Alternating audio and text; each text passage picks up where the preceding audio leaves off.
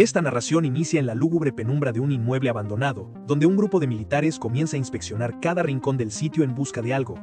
Cuando eso no les resulta suficiente, emplean sus escáneres para no pasar por alto ningún detalle.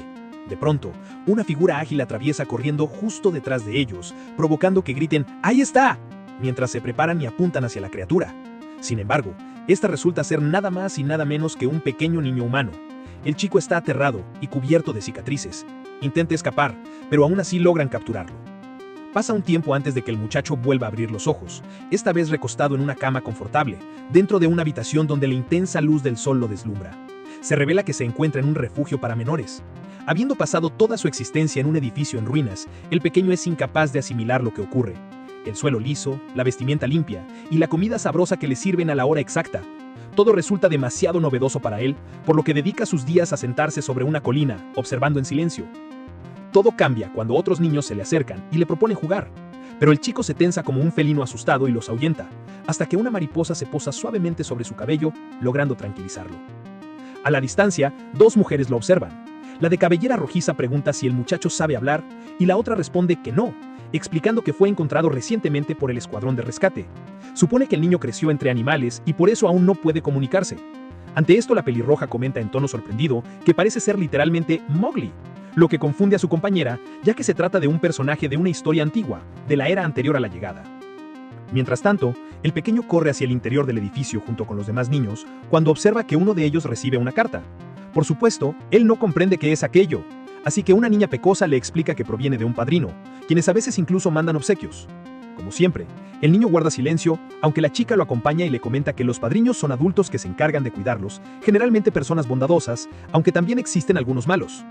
Poco a poco le habla acerca de los padrinos de los demás niños, que han enviado juguetes, ropa e incluso conversan con ellos. Todo eso suena como un sueño para el pequeño, excepto porque la joven insiste en que ella no necesita un padrino, ya que su madre le prometió regresar a buscarla después de 100 noches. Ayúdame con la meta de 5 me gustas y 3 comentarios. Muchas gracias, buen samaritano. Si quieres ver tu comentario, saldrá al final del próximo video. Si no sale, es porque ustedes me ignoraron, o nadie miró este video, como de costumbre. Y mientras el pequeño lo observa desconcertado, ella insiste en que un centenar de noches transcurrirán en un abrir y cerrar de ojos, por lo que desea que llegue cuanto antes. Así que cuando él alza la vista hacia el firmamento y parpadea, incluso siente como si las estrellas se desplazaran con rapidez. Al día siguiente, la profesora explica que los alienígenas arribaron a la Tierra desde los límites del universo, con la intención de hacerse amigos de los humanos. Sin embargo, a la hora del recreo, un muchacho con gafas asegura que todo eso es falso y saca un libro que sustrajo directamente del despacho del director. De ese modo, comienza a leer, narrando que hace mucho tiempo, los seres extraterrestres descendieron sobre el planeta, causando que el mundo cayera en el caos, y que la humanidad decidiera combatir con todo su poder, incluso utilizando armas nucleares. Lamentablemente, eso no fue suficiente, y según el texto, el líder de los alienígenas devoró la bomba nuclear como si fuera un dulce. Por lo tanto, a los humanos no les quedó más opción que rendirse. Días después, las maestras comienzan a pasar lista y se refieren al muchacho como Mori, entregándole una carta que llegó directamente para él, mencionando además que parece tener un padrino. El inconveniente es que eso lo escucha la niña pecosa, quien se sorprende tanto que deja caer sus pertenencias al suelo y rompe en llanto, completamente devastada. Aunque apenas se conocen, ambos se han convertido en grandes amigos, por eso Mori la busca hasta encontrarla llorando bajo una mesa. A pesar de que ella le pide que se vaya, él se desespera al no saber cómo ayudarla, y al cabo de un rato le ofrece una galleta mordida, unas cuantas hojas y una ramita, sus posesiones más valiosas. La niña pecosa comprende que está intentando animarla, y confiesa que ya han transcurrido más de 100 noches y su madre aún no ha regresado, así que supone que le dijo ese número porque pensó que no sabría contar tan alto. En pocas palabras, nunca volverá y está completamente sola desde ese momento. Pero lo curioso es que, sin pronunciar casi nada, Mori simplemente se sienta a su lado, apoyando su espalda, haciéndole entender que no la dejará. A modo de broma, la niña pecosa le pregunta si puede comerse su galletita, y la expresión del niño deja claro que eso está más que bien. Así, pasan toda la tarde jugando y riendo, hasta que ella se ofrece a leerle la carta, la cual sorprendentemente solo contiene la palabra hola. Por supuesto, la niña pecosa piensa que no tiene sentido y gira el sobre, descubriendo que también guarda una flor azul, que de inmediato capta la atención del protagonista, al punto de que pasa toda la noche aspirando su aroma. Y maravillándose con una fragancia que nunca antes había sentido, lo curioso es que con el paso de los días, Mori comienza a recibir una cantidad de obsequios asombrosos, que dejan fascinados a los demás niños y despiertan la intriga de la niña pecosa, pues llegan acompañados de notas con frases cortas y sin lógica, como hermoso círculo. Por supuesto, todos se preguntan quién será su benefactor, suponiendo que se trata de alguien muy adinerado. y uno comenta que las personas suelen comportarse muy amables cuando sienten compasión por otros. De cualquier manera, a Mori solo le interesan los crayones e intenta comérselos, hasta que le explican que son para dibujar, lo que casi le hace explotar la cabeza de sorpresa. Después de eso, el director pide a todos los niños que colaboren con la ropa sucia, y ellos aceptan encantados, viéndolo como una especie de juego. La única que no está del todo convencida es la niña pecosa, aunque incluso Mori le encuentra el lado divertido cuando el agua comienza a llenarse de espuma, por lo que se emociona muchísimo. La niña le pide que tenga cuidado, hasta que nota una silueta acercándose. La distingue a la distancia y grita su nombre, haciendo que los ojos de la pequeña se iluminen de felicidad y salga corriendo hacia los brazos de su madre. El reencuentro resulta tan conmovedor que Mori queda sin palabras, y más tarde ese mismo día, Rowena ya tiene sus maletas preparadas, así que va a despedirse, pidiéndole que se cuide, que mastique bien antes de tragar, y le entrega un bolso y un par de botas para que no vuelva a andar descalzo jamás. Mori aún no logra asimilar la situación, pero es evidente que ella lo echará de menos, así que la abraza con gran emoción mientras le desea que consiga todo lo que anhela. Al día siguiente, Rowena parte junto a su madre, y todos se despiden de ella con alegría, excepto Mori, quien se siente muy extraño, y sin notarlo, regresa a las mismas colinas de antes. La ausencia de su amiga es imposible de olvidar, aunque no se siente especialmente acompañado, aferrándose a los presentes de su misterioso benefactor, la capa cálida como el amanecer, los juguetes entretenidos, y aunque no sabe leer, las cartas conservan ese exquisito aroma floral que tanto le gusta. Poco a poco, Mori comienza a recordar las palabras de sus compañeros y el reencuentro de Rowena con su madre, preguntándose si su padrino podría ser en realidad su propia madre. Y esa idea lo hace reflexionar profundamente hasta que esa misma noche empaca todas las cosas que Rowena le había regalado. Se despide del orfanato desde la lejanía, comenzando a apartarse, forjando su propio sendero hacia lo incierto, partiendo con rumbo a reencontrarse con su madre. Luego de largo rato caminando, Mori despierta en lo que aparenta ser un granero, aunque en realidad es un tren al que se infiltró para que lo transportara, intentando llegar lo más alejado posible del orfanato y lo más próximo a su objetivo. Al arribar a un amplio desierto, decide descender. Se despide cortésmente del tren y comienza a avanzar, hasta que un ruido inusual capta su atención. Al girar la vista, nota que se trata de una banda de saqueadores que se aproximan hacia él a toda velocidad. Como puede, el niño empieza a huir, pero es tan lento que estos terminan rodeándolo con facilidad. La escena es observada desde lejos por un enigmático individuo de piel carmesí, y la sorpresa surge cuando los bandidos descienden de sus motocicletas y notan que Mori es un ser humano, aunque al verlo tan despeinado y asustado, uno de ellos pregunta a los demás si realmente están seguros de ello, y lo más importante, si podría valer algo de dinero. Finalmente, uno de los bandidos sugiere con cierta inquietud que podrían devorarlo, insistiendo que es tan diminuto que nadie notaría su desaparición. Pero antes de que puedan hacer algo, son interrumpidos por un extraterrestre del doble de su tamaño, que resulta ser su líder, quien les pregunta qué demonios están haciendo. El bandido se disculpa, sin embargo, el jefe nota que Mori podría ser un buen bocado, y parece considerar la idea de comérselo cuando de pronto uno de los bandidos sufre una explosión en la cabeza. Inmediatamente comienzan a ser atacados por el individuo de piel roja de antes. Al verlo, los bandidos lo reconocen como Raider, y disparan con todo lo que tienen, quedando atónitos al ver que este es capaz de esquivar cada ataque con una destreza impresionante. Al notar que el enfrentamiento es inevitable, el líder se dispone a combatir, y aunque Raider se lanza sobre él, provocando una enorme colisión, el jefe logra salir ileso gracias a que levantó una barrera protectora a tiempo. El problema es que eso no resulta suficiente, ya que Raider también queda intacto, y antes de que puedan reaccionar, lanza un potente rayo láser con el que aniquila a todos los bandidos en un instante. Una vez todo se calma, Raider comenta que no deberían haber venido a causar problemas en su territorio, y luego dirige su mirada hacia el protagonista, quien adopta una postura defensiva mientras el alienígena le pregunta con curiosidad y un tono casi tierno qué diablo se supone que es. Mori comienza a bufar como si fuera un felino, así que Raider examina sus emociones mediante un artefacto, determinando que siente temor. Dicho dispositivo también revela que se trata de un pequeño niño humano, y con esa información, Raider adopta una actitud sumamente cordial y sonriente para tranquilizarlo, explicándole que se encuentra a salvo y que la diminuta criatura a su lado es su compañera Aya. Suponiendo que el niño está extraviado, Raider se ofrece a acompañarlo hasta su hogar, lo que hace que los ojos del pequeño brillen de emoción, aceptando seguirlo con confianza. Desafortunadamente, la amabilidad de Raider no es más que una fachada, ya que en su mente empieza a maquinar que, aunque dejar en paz a los humanos ha sido una norma tácita desde hace tiempo, devorarlos no es técnicamente ilegal. Así que, pese a su corta edad, seguramente alguien estaría dispuesto a pagar una gran suma por él, ya sea para ingerirlo, consumirlo o utilizarlo con propósitos perversos. La parte más intrigante ocurre cuando Raider observa su vestimenta y, movido por la curiosidad, levanta su capa, notando algo que le eriza la piel por completo. Decide entonces que lo mejor será abandonarlo allí mismo, alegando que tiene asuntos urgentes que atender. Sin más, sube a su motocicleta, se despide y parte a toda velocidad mientras reflexiona que estuvo a punto de meterse en un gran lío, pues esa no era una capa cualquiera, sino una con una insignia distintiva de gran relevancia. En ese momento le dice a Aya que es una gallina, y además de ordenarle que guarde silencio, comenta que tiene mucha sed, lo que hace que una pequeña mano le ofrezca una botella de agua. El extraterrestre incluso agradece el gesto, hasta que nota que no debería haber nadie más en la moto. Al girar la cabeza, descubre que se trata del protagonista, quien de alguna manera consiguió subirse y aferrarse a él con todas sus fuerzas. Por supuesto, Raider intenta despegarlo de encima, pero eso solo provoca que choque con una piedra y sufran un accidente, al punto de perder el conocimiento. No recobra la conciencia hasta entrada la noche, cubierto con cartas, juguetes y pertenencias del pequeño, sin comprender lo que ocurre.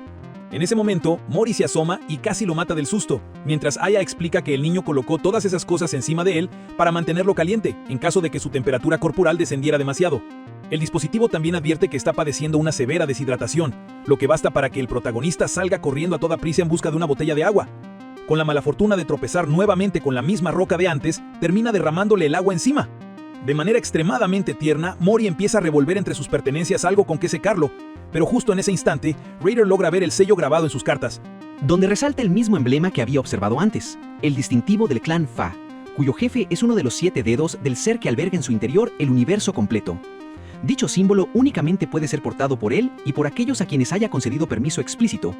De hecho, se comenta que si alguien osa amenazar a esas personas, es prácticamente firmar su propia condena a muerte. Por ello, hacerle cualquier daño al enano equivale a buscarse un grave problema. Aún así, Raider comienza a idear distintos planes en su cabeza, analizando las pistas disponibles, un humano sin talentos especiales y en una situación precaria, objetos marcados con aquel sello, y cartas repletas de frases con encanto, escritas en un papel de una calidad tan alta que podrían equivaler a un mes entero de provisiones. Entonces se pregunta si podría obtener una valiosa recompensa por devolver al pequeño. Así, al amanecer siguiente, inicia su trayecto a pie, mientras le comenta al protagonista que nadie conoce ese mundo mejor que él, y que es una gran persona, por eso está dispuesto a ayudarle, siempre y cuando no olvide quién le tendió la mano en estos momentos tan complicados. El inconveniente es que Mori lo ignora por completo, y cuando Raider se aproxima para pedirle que preste atención, casi se le sale el alma del cuerpo al descubrir que está masticando un escarabajo. De inmediato se lo saca de la boca como haría una madre con su hijo, y le da una buena reprimenda sobre por qué no debería comer ese tipo de cosas. Incluso le explica que todas las criaturas brillantes de tonalidad azul o violeta pueden ser altamente venenosas, por lo que debe mantenerse alejado de ellas y, sobre todo, no ingerir nada que parezca remotamente sospechoso. En ese instante, Raider piensa que esa advertencia será más que suficiente, pero al día siguiente, mientras continúan su camino, Mori encuentra nuevas y muy ingeniosas formas de ponerse en peligro. El protagonista incluso termina atrapado en arenas movedizas, siempre con esa expresión absurdamente tierna en su rostro. Por supuesto, Raider se irrita cada vez que tiene que regañarlo por exponerse tanto. Al caer la noche, el alienígena reflexiona sobre qué está haciendo con su vida, pero entonces nota que Mori está concentrado en sus asuntos. Le pregunta qué está dibujando, lo que provoca que el pequeño se entusiasme e intente explicárselo, aunque sin mucho éxito. Aún así, Raider alcanza a leer su nombre grabado entre los trazos, por lo que empieza a llamarlo Mori. Al preguntarle qué es esa extraña figura negra en su dibujo, descubre que el pequeño lo había retratado a él. Al principio Raider se sobresalta por lo horrible que es el dibujo, pero luego se queda observando la hoja durante un largo rato. Si llegaste hasta este punto del video y no te has suscrito, tendremos problemas serios. Comenta, suscrito y ya di me gusta. Así sabré que no iré por ti. Pues esta es la primera ocasión en su existencia que alguien se toma la molestia de retratarlo, y en ese instante, ella nota que está contenta. No obstante, intentando mostrar fortaleza, le responde que no tiene idea de lo que habla, y entre ambos comienzan a apoyar a Mori para perfeccionar sus ilustraciones. Al día siguiente, arriban a una enorme colina, donde perciben que solo deben avanzar un poco más para alcanzar su destino final. Pero el pequeño ya iba corriendo en sentido contrario, encontrándose con una especie de lagartija sumamente tierna. En ese momento el protagonista le roza la mano, y ambos empiezan a jugar, hasta que la madre de la criatura lo percibe como una amenaza y arremete contra él, provocando que todo su cuerpo se envuelva en llamas al instante. En cuestión de segundos, Mori es completamente consumido por el fuego, y Raider entra en pánico, disparando contra las criaturas mientras corre hacia él con la intención de salvarlo. El problema surge cuando extiende su mano, pues las llamas crecen tanto que resulta imposible rescatarlo, y no le queda más opción que presenciar la escena con desesperación, consciente de que solo quedarán cenizas donde alguna vez existió el niño. Sin embargo, momentos después, la capa roja emerge de entre el fuego, y ante la mirada de todos, comienza a sofocar las llamas poco a poco, trayendo de vuelta a Mori, como si se tratara de un acto de hechicería. De ese modo, la intensa llamarada desaparece, dejando únicamente al adorable pequeño sentado tranquilamente en el suelo, mientras Raider, la madre y la cría de lagartija quedan pasmados, aplaudiendo ante semejante espectáculo. Desesperado, el alienígena le pregunta si está bien y Mori asiente, mientras ella admite que casi le da un infarto. Sin dudarlo, descarga su enojo contra las criaturas, apuntándolas con su arma, dispuesto a aniquilarlas. Ella le pide que se tranquilice, y la madre lagartija intenta explicarse, aunque no comparten el mismo idioma. A pesar de la falta de entendimiento, Raider le recrimina que deje de hacerse la víctima, recordándole que él también tiene un pequeño al que proteger y que ella casi lo convierte en parrillada. De esa manera, la discusión continúa, hasta que la madre les advierte que algo se aproxima desde el subsuelo. Pero cuando logran prestar atención, ya es demasiado tarde, pues se ven superados por una versión aún más enorme de la lagartija, aparentemente la auténtica líder del grupo. Así que todos piensan en proteger a Mori y se preparan para combatir. Aunque sorprendentemente, la bestia colosal no los ataca. Sin embargo, reprende a sus hijos por ser tan malcriados y los obliga a disculparse. Aterrorizado, pero queriendo aparentar dureza, Raider les dice que los dejará tranquilos por esta ocasión. Se despiden, aunque antes de marcharse, la pequeña lagartija se acerca al protagonista y le obsequia una gema brillante para agregar a su colección de tesoros. En agradecimiento, Morris le entrega una pluma y ambos juegan un rato más antes de separarse. En ese momento, Raider lo observa con cierta inquietud y le advierte que solo sigue con vida gracias a esa capa, la cual probablemente contiene una magia extremadamente poderosa, capaz de protegerlo de cualquier daño e incluso regular su temperatura corporal. En resumen, quien quiera que se la haya dado, lo aprecia profundamente y debería estarle agradecido. Aquello emociona tanto a Morris que empieza a correr en círculos alrededor de él, y ya al anochecer, Raider no puede dejar de pensar en lo adorable que es. Por eso, le pide a su compañera que le relate todo lo que sepa acerca de los humanos, descubriendo que a diferencia de los alienígenas, ellos se reproducen de una manera que implica que Morris debe tener algo llamado un madre. Después nos narran que hace muchísimo tiempo, el Señor de la Tierra abandonó el planeta para explorar el espacio, y al regresar descubrió que habían surgido numerosas formas de vida nuevas, entre ellas los humanos, los cuales eran más agresivos y ambiciosos que los demás. Con el tiempo, notó que los humanos actuaban bajo la creencia de que todo les pertenecía, desde el pasto bajo sus pies hasta otros de su misma especie. Sin embargo, su población comenzó a disminuir y extinguirse, y Raider reflexiona al ver la situación actual que los humanos ya no parecen preocuparse mucho por los más jóvenes de su especie. Casi por instinto, voltea hacia Morris, le toma la mano y lo mira con ternura, gesto que incluso lo sorprende a sí mismo. Mientras tanto, en un lugar desconocido, una criatura le asegura a otra que hay biosensores dispersos por el bosque que rodea el centro de protección, y que tal vez no funcionaron debido a los poderes de la capa, pero no hay motivo para alarmarse, ya que están decididos a encontrar al pequeño sin importar lo que ocurra. Más adelante vemos a Morris recostado sobre una amplia colina, hasta que se levanta confundido y algo asustado, notando que está completamente solo. Aún así, la hermosura del paisaje lo deja maravillado. Sin embargo, abre los ojos de repente, dándose cuenta de que todo era un sueño, y Raider le comenta que despertó justo a tiempo, ya que por fin han llegado al pueblo. Así comienzan a avanzar por sus calles, las cuales están abarrotadas y llenas de energía y movimiento, y representan un universo desconocido que Morris jamás había contemplado. De pronto, alguien grita, sobresaltándolos a los tres. Sin embargo, resulta ser un grupo de mujeres extraterrestres, todas intentando acercarse, fascinadas por lo encantador que resulta el pequeño. Por supuesto, Morris se incomoda, y Raider reacciona instintivamente poniéndose en alerta, advirtiéndoles que se trata de una mercancía extremadamente valiosa, y que ninguna de ellas sería capaz de costearla. Sus palabras desconcertaron profundamente al protagonista, aunque decidieron seguir su camino, hasta llegar a una taberna, donde se toparon con un sujeto de cabello dorado y cuernos, llamado Valentine. Parecía ser el encargado del lugar, y no tardó en soltar un par de bromas, diciendo que solo los idiotas comían humanos en estos tiempos. Entonces, Raider le muestra el sello de unas cartas, y le pregunta cómo podría localizar a esas personas. De inmediato, Valentine se sorprende y empieza a susurrar, insistiendo en que solo había visto aquel emblema una vez en su vida, aunque probablemente podría encontrar a un representante de la ciudad. Ahí es donde las cosas se complicaron, ya que Raider se asusta, mencionando que allí es donde habita el árbitro.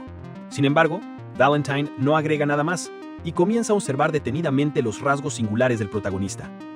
Poco después, Raider le solicita algunas provisiones, y ambos negocian el costo mientras Morris se distrae jugando con ella.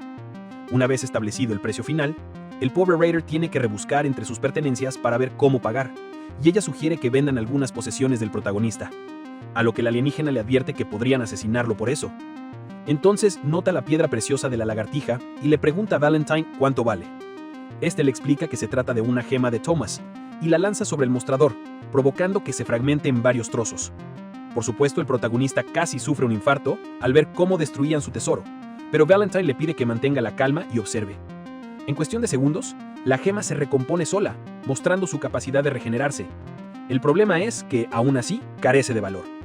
Antes de continuar con la negociación, Raider se le entrega a Morris, sin notar que la gema comenzó a rodar por toda la taberna, y el pequeño la persigue con inocencia.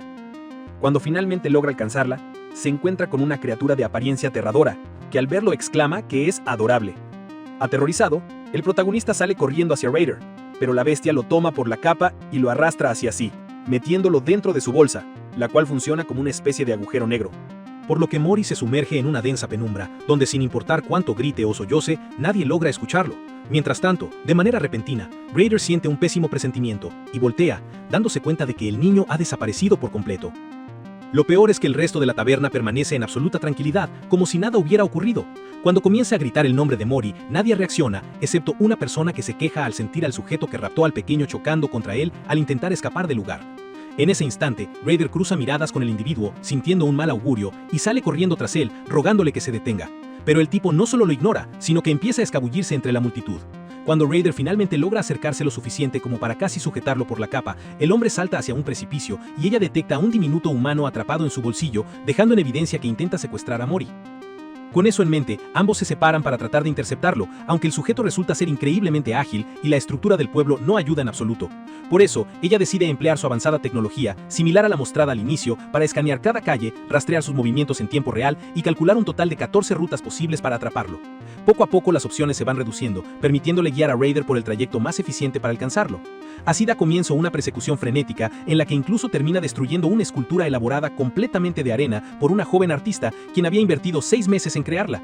Aún así, Raider no está dispuesto a perder a Mori sin pelear, y el secuestrador empieza a sentirse cada vez más acorralado.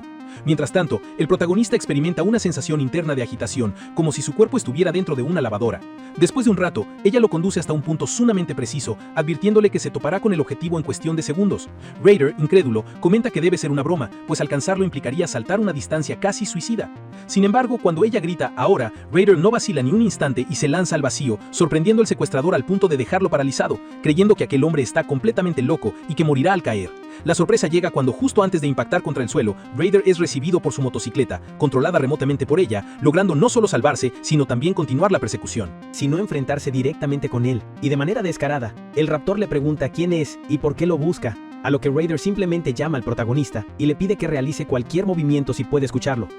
En ese instante, el protagonista comienza a gritar, y ella analiza su voz, confirmando que se trata de Mori. Entonces Raider le exige que devuelva a su humano, ya que sabe que lo tiene guardado en el bolsillo en ese mismo momento. Aún así, el sujeto finge no entender y tiene la osadía de afirmar que ese humano le pertenece, lo que provoca que los niveles del protagonista comiencen a incrementarse junto con la desesperación de Raider.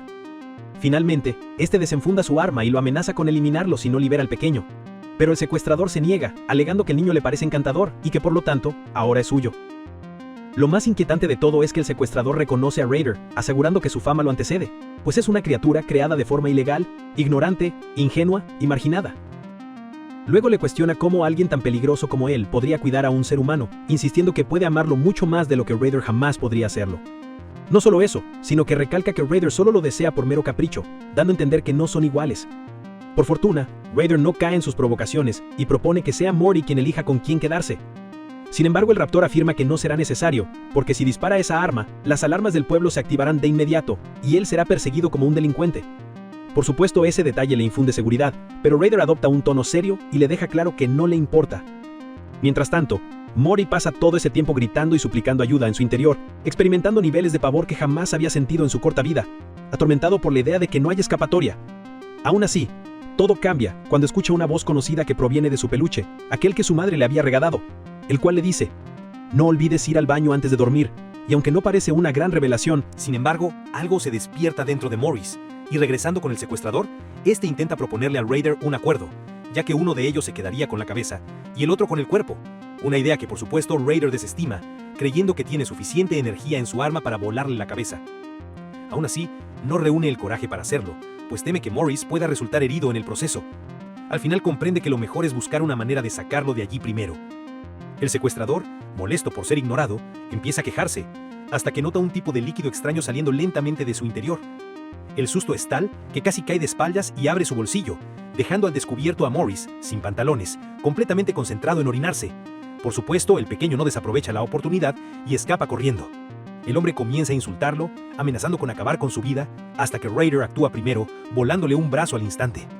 Desesperado, el secuestrador intenta recoger su extremidad, pero en ese momento Raider le apunta a la cabeza con su pistola y le ordena escuchar con atención, advirtiéndole que si vuelve a poner esas manos asquerosas sobre el niño, perderá mucho más que un simple brazo. En ese preciso instante, las alarmas del pueblo comienzan a sonar, y Raider entiende que ha llegado el momento de marcharse. Se sube a la moto, activa un camuflaje que los vuelve invisibles, y juntos parten del lugar. primero confundidos, pero luego riendo a carcajadas por cómo habían salido las cosas. Ella insiste en que fue una idea muy ingeniosa, y Raider la felicita por haber hecho un gran trabajo. Cuando Morris aprieta su peluche, este le dice: «Estoy muy orgulloso de ti», provocando que sus mejillas se ronrojen y sienta una profunda felicidad por lo que ha conseguido. Entonces, el protagonista se acomoda sobre Raider y le pide que lo saque de allí lo más rápido posible, rumbo a la cuna de las ballenas. Continuará. Si la siguiente parte ya está disponible, aparecerá en pantalla. Si te gusta este canal, suscríbete para más videos como este.